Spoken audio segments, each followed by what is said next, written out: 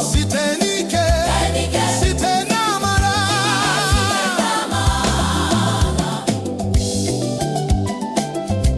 I declare doors are opening in Lagos. I declare breakthroughs in Onitsha. Your business will not fail. You are the head and not the tail. Oganiru, abụghị.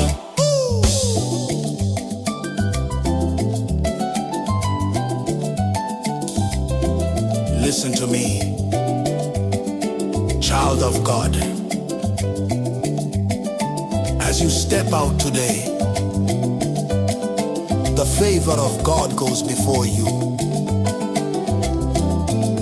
Every transaction, every meeting, every contract is covered by the blood. Go and succeed. You are no gozi, a blessing. Oganiru, ike Chineke. Oganiru, ike Chineke.